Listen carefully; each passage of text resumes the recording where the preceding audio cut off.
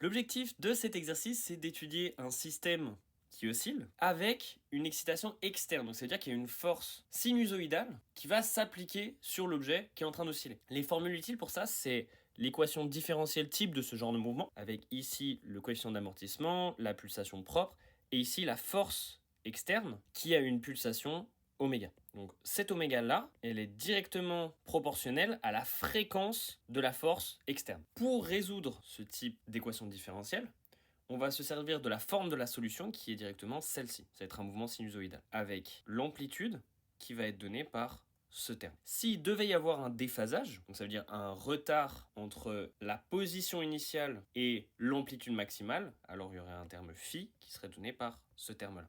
Maintenant, la résonance, donc c'est le moment où le système il a une amplitude qui tend vers l'infini. Dans le cas où il n'y a pas d'amortissement, elle se trouve en égalisant la pulsation de la force externe avec la pulsation propre du système. Donc quand les deux se valent, alors le système tend vers la résonance. Voilà l'énoncé. Ici, on a Batman qui va être accroché à un pendule et on va avoir une force oscillante qui va être mise en place par deux ventilateurs ici, qui aura cette équation. Le but, ça va être de trouver les équations du mouvement de Batman. Donc je vous laisse mettre pause et on se voit juste après pour la correction. Bon courage. En premier, on vient trouver l'équation du mouvement. Pour ça, on vient faire la somme des forces égale à la masse fois l'accélération. Donc ici, qu'est-ce qu'on a comme force? On a le poids, on a la force des ventilateurs, donc la force oscillante, qui est dans la direction Eθ. Et on a la tension du câble. Nous, ce qui va nous intéresser, c'est l'équation selon θ. Donc on va prendre uniquement les forces selon θ.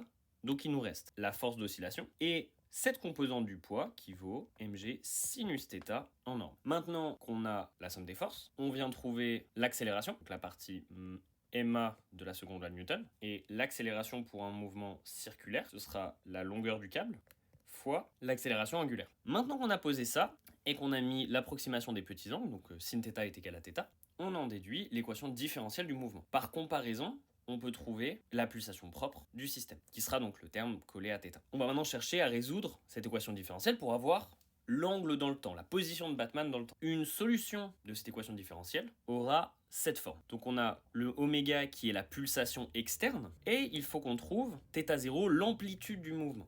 Donc ce qu'on va faire, c'est qu'on va prendre cette solution, la dériver deux fois pour qu'on ait θ point point, on la dérive par rapport au temps, et on la réinjecte dans cette équation, ce qui nous donne ceci. On peut simplifier les sinus et isoler le θ0, qui est donc l'amplitude du mouvement. Ce sera l'angle maximal que fera Batman. À partir de cette amplitude, on peut en déduire la pulsation de résonance, donc la pulsation pour laquelle l'amplitude va tendre vers l'infini. Pour que ça tende vers l'infini, il faut que le terme en dessous de la fraction tende vers 0. Pour que ça tende vers 0, il faut que les deux pulsations soient égales. Donc la pulsation de résonance sera égale à la pulsation propre du système. Petit détail, cette oméga 0, elle dépend uniquement de la structure du système. Elle ne dépend pas des forces externes, elle dépend uniquement vraiment de comment le système est fait, pas comment on interagit avec lui. Cette pulsation-là, c'est la pulsation de la force externe, de la force des ventilateurs. Donc c'est à quelle fréquence on appuie sur le système qu'on étudie. Maintenant, dernière question, c'est est-ce qu'on devrait augmenter la pulsation externe ou la diminuer pour sauver Batman? Nous, notre objectif, c'est que l'amplitude diminue. Et on a un petit détail à connaître, c'est que l'amplitude diminue plus vite si on augmente la pulsation que si on la diminue, en partant de la pulsation de résonance.